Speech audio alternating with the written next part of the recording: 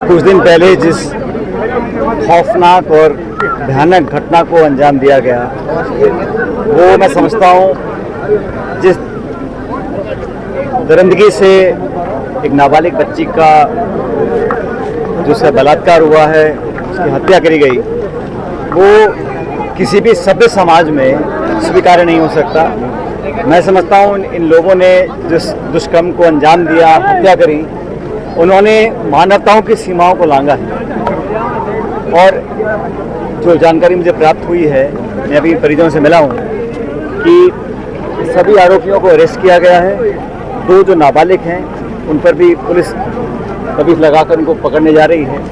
तो बहुत जल्द चालान पेश होगा और मुझे प्रशासन ने इतला करी है कि डेली हेयरिंग कर पॉस्को केस लगाकर इनको सख्त से सख्त कार्रवाई और समय रहते ही अगर ऐसा हुआ कि हम कुछ सज़ा भी दें और उसमें समय लग जाए तो वह न्याय नहीं होगा।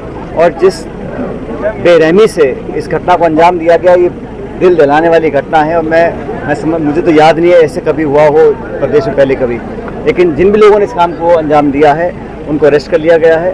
और सब ऐसी धारा लगाई गई हैं पॉस्को की कि डेली हेयरिंग कर चंद हफ्तों में उनको वो सज़ा न्यायपालिका के माध्यम से मिलेगी, लेकिन सख्त से सख्त सज़ा मिले, इस बात की जिम्मेदारी सरकार प्रशासन की हम सब लोगों की है। जो पीड़ित परिवार है, इनको जो चला गया वापस नहीं आने वाला, लेकिन जो मदद हो सकती है सरकार की, प्रशासन की, समाज की, वो धीरज जी और बाकी सब लोगों ने मिलकर यहाँ पर की है। लेकिन मैं समझता हूँ कि कहीं ना कहीं हमें सचेत रहना पड़ेगा कि समाज में इस प्रकार की मानसिकता अगर पैदा हो रही है तो उसके विरुद्ध में हम लोगों को कार्रवाई करनी चाहिए। लेकिन इस घटना ने देश की, प्रदेश की रूह को झंझोड़ कर रख दिया है।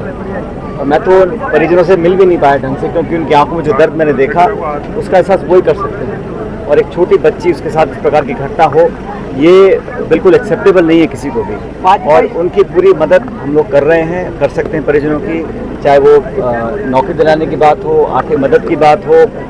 लेकिन सबसे महत्वपूर्ण है कि बहुत जल्द चालान पेश हो और जो एक स्पेशल ऑफिसर लगाया है डेली हियरिंग करने के लिए, उसके माध्यम से ये सज़ा सुनाई जाए और इसमें कोई विलम्ब ना हो, इस बात को हमको सुनिश्चित करना चाहिए। थाने में बीजेपी ने धरना दिया, कल सीएम साहब का भी बयान आया, आज आया, राजनीति नहीं होना चाहिए। मुझे लगता है कि ऐसी घटनाएं होती हैं, इसमें सबको हमें दुख होता है।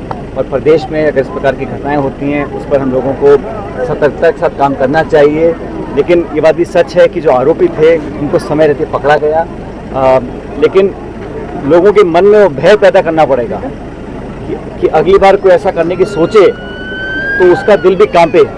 अगर लोगों के हौसले बुलंद रहेंगे तो इस प्रकार घटना और हो सकती हैं। इसलिए हम सबको, और मैं समझता हूँ सरकार भी ये चाह रही है कि इस प्रकार की घटनाएं आगे ना हो। उसके लिए हम क्या कर सकते हैं? धाराएं लगानी हो, थाने खोलने हो, पुलिस को और चौक चौबंद करना हो, और सजा दिलाने का जो काम है, कई बार हम पकड़ लेते हैं, एफआईआर हो जाती है, केस मुकदमे दर्ज हो जाते हैं, लेकिन न्यायपालिका में कभी भी समय बहुत लग जाता है और लोग इस मामले को भूल जाते हैं, फिर आरोपी छूट जाते हैं। लेकिन इस बार हम सब इसको देखेंगे कि चंद हफ्तों के अंदर चालान पेश होने के साथ साथ कार्रवाई हो। और जैसा बच्ची के बाप ने मुझे कहा, वो तो चाहते हैं कि आरोपियों को फांसी की सजा मिले, लेकिन सजा देना न्यायपालिका का काम है। हम लोग अपनी तरफ से पूरी कसर कोई छोड़ेंगे नहीं और उम्मीद रखते हैं कि बहुत जल्द इस बच्ची को न्याय मिलेगा।